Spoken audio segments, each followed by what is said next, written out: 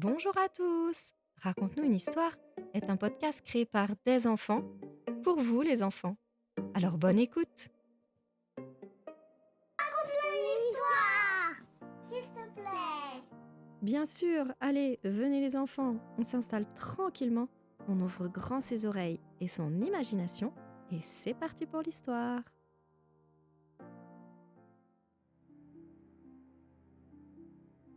Ce soir, j'avais très envie de vous raconter une histoire que vous croyez peut-être déjà connaître.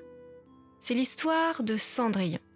Mais attention, cette Cendrillon-là, ma Cendrillon, elle n'est pas tout à fait celle que vous imaginez.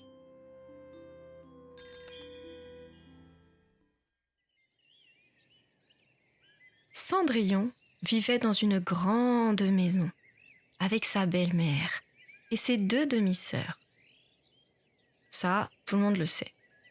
Ce que tout le monde ne sait pas, c'est que Cendrillon avait un jardin secret, derrière la maison, où vivaient ses meilleurs amis.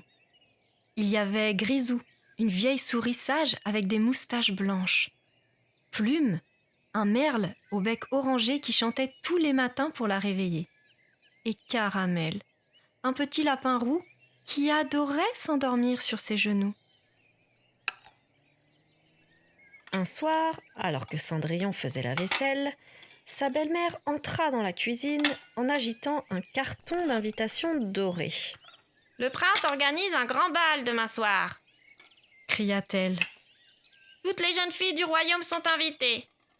Les deux sœurs sautèrent partout en criant de joie. Cendrillon, elle, leva à peine les yeux de son tablier. « Un bal !» dit-elle doucement. « Mais demain soir, c'est la nuit où Caramel doit mettre bas. Elle va avoir ses bébés lapins. Je ne peux pas la laisser seule. » La belle-mère la regarda comme si elle avait dit quelque chose d'absurde. « Tu préfères rester avec un lapin plutôt que d'aller au bal du prince ?» C'est alors que Cendrillon lui répondit. « Oui, Caramel a besoin de moi. » N'importe quoi. Le lendemain soir, alors que ses sœurs se préparaient pour le bal, Cendrillon s'installa doucement dans le jardin, près de Caramel. C'est alors qu'une lumière dorée apparut entre les fleurs, et une petite vieille dame, au chapeau pointu, surgit de nulle part en soufflant sur sa baguette, comme si elle venait de courir. « Me voilà, me voilà. Je suis ta marraine la bonne fée. Je suis venue te préparer et t'emmener au bal. » Cendrillon la regarda avec un grand sourire. « C'est très gentil, Madame la bonne fée, mais je n'ai pas envie d'aller au bal. » Sa marraine la fée cligna des yeux.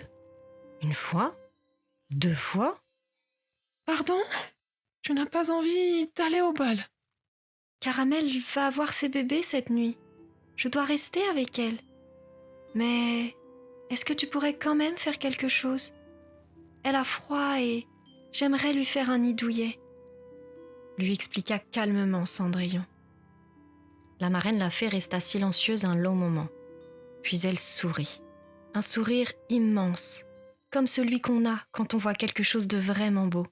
Elle agita sa baguette et aussitôt, un magnifique nid de paille dorée apparut. Tout chaud, tout doux, juste à la taille de Caramel. Cendrillon et sa marraine la fée passèrent la nuit ensemble dans le jardin.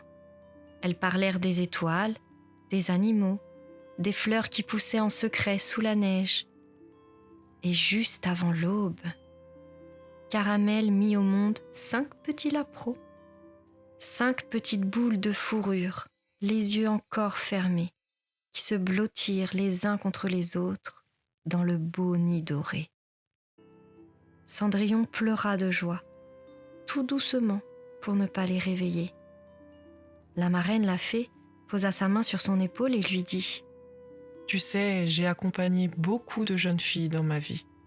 Certaines voulaient des robes, des carrosses, des princes. Toi, tu m'as demandé un nid pour ton lapin. C'est la première fois en 1000 ans que je fais quelque chose d'aussi utile. » Le lendemain matin, les deux sœurs rentrèrent du bal, épuisées, les cheveux en désordre et les pieds douloureux à force d'avoir dansé. Elles trouvèrent Cendrillon dans la cuisine, un sourire lumineux sur le visage, une tasse de thé à la main. « Alors, Cendrillon, t'as passé une bonne nuit avec tes bêtes ?» Cendrillon sourit et lui répond tout simplement « Oui, la plus belle nuit de ma vie. » Et quelque part dans le jardin, Plume le merle entonna sa plus belle chanson du matin. Comme pour fêter l'arrivée des 5 petits lapreaux.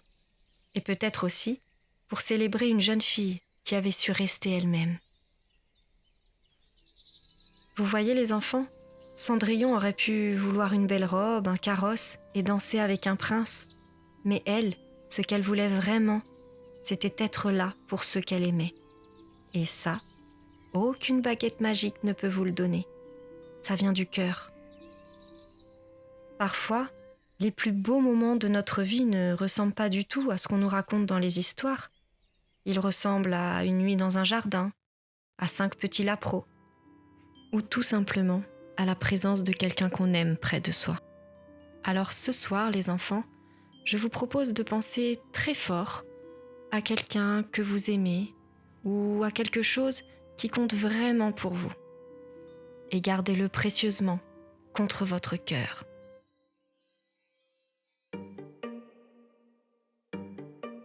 Merci d'avoir écouté Raconte-nous une histoire. Si tu as aimé, tu peux nous aider en mettant 5 étoiles et en partageant le podcast autour de toi. Ça nous aiderait beaucoup. À bientôt pour une nouvelle aventure. Faites vos rêves!